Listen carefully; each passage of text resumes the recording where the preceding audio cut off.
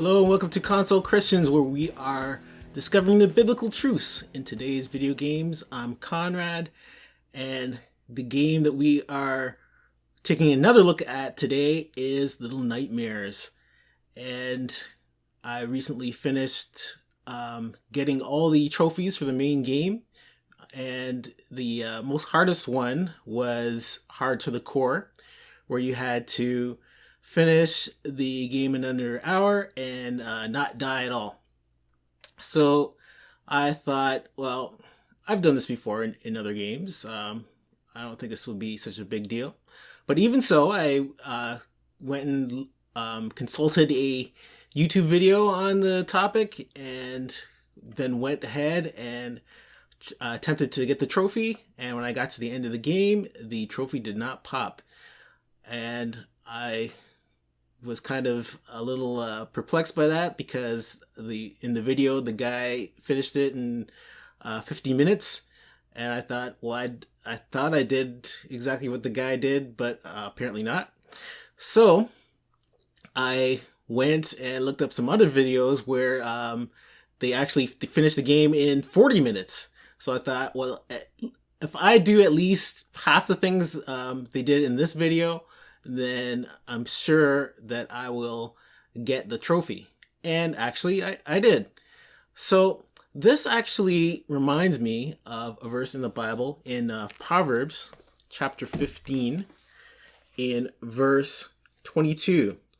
It says, "Plans fail for lack of counsel, but with many advisors they succeed."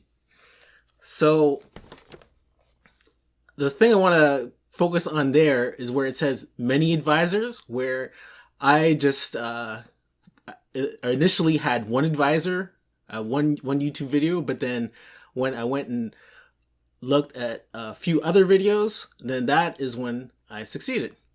So I actually put this principle into use into more important things in my life, such as marriage. I was just wondering earlier in my life, well, should I get married? Who should I get married to? How should I get married? And I actually, instead of asking just one person this, I asked a whole bunch of people. And as it turns out, the marriage ceremony was a success. And up till now, to this day, years later, my marriage is still going strong, thanks to the counsel of my many advisors.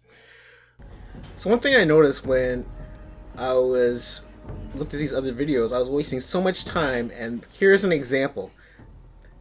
The cook is coming down the elevator, and he's pretty scary. He's so much larger than me. All he's got to do is just reach down and grab me, and I'll die. But really, the quick way, I would never have done it because of fear. It's perfectly logical to me. Like, for those reasons, he's bigger than me. I could die, and so it's perfectly logical to just run away and hide beneath the sink, and now be climbing up a fence and be sneaking around up on top of pipes. And all this is really actually unnecessary. So there I am running along and jumping down onto a piece of furniture, and then finally I can make it to the elevator. So now let's look at a much more efficient way of doing this. Just stand by the elevator, scary as the cook is, wait for him to come out, and just waltz right in. So I looked in a article on how to overcome your fears, and they had a few tips, and I'll just highlight a few of them that I found. So one of them was face your fears. So that's exactly what I did in the game, where the baker's coming down, and I just stood by the elevator instead of running away. And actually, let me look at the quote that I have here. It says, "Avoiding fears only makes them scarier." So running away from the baker was pretty much the worst thing I could do.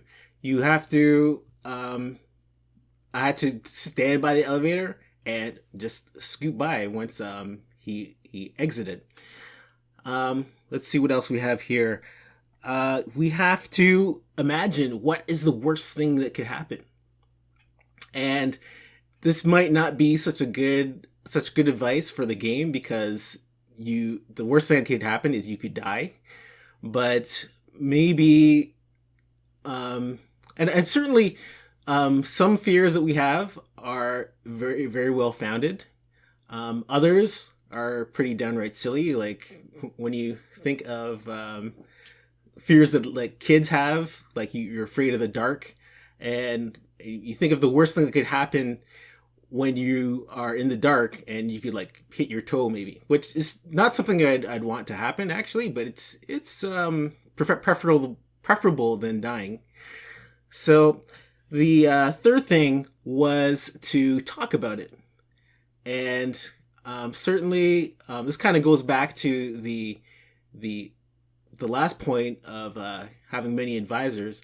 And certainly if you talk about your fears with other people, that is going to help you overcome your fears.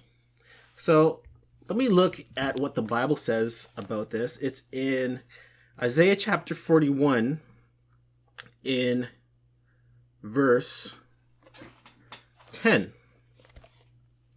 I'm actually on the wrong page. So it says, "So do not fear, for I am with you. Do not be dismayed, for I am your God. I will strengthen you and help you. I will uphold you with my righteous right hand." So I actually looked at another article, and it said that the phrase "do not fear" appears over 200 times in the Bible. So apparently God is really taking this seriously, that you should not fear. And I actually looked this up for myself. I didn't take the guy's word for it. And in the NIV translation, the phrase only appears like 19 times. So I'm not really sure. Maybe he used a different translation or something. But somewhere between 19 and 200 times, this phrase appears in the Bible. And so I guess saying "do not fear" is it's kind of easy to say it, but to actually practically not be afraid is another story. So there is something in the Bible which is a little bit more practical, and that is in the book of Philippians. Galatians, Ephesians, Philippians, Colossians, chapter 4, verse 6, where it says, "Do not be anxious about anything." So being anxious, do not be being afraid, but in every situation, by prayer and petition with thanksgiving, present your requests to God. So this goes back to the last tip where they said to talk about it. And so here the Apostle Paul is saying use prayer, where prayer is when you talk to God. So talk to God and ask him for help in overcoming your fears. And certainly God is the one who created you, so he has the ability to answer your prayers and help you overcome your fears. So please come to the Milestone Church's service that's happening on Sunday morning. It happens every week at 11 a.m. Eastern on the Milestone Church's YouTube channel. And I'll see you next time on Console Christians.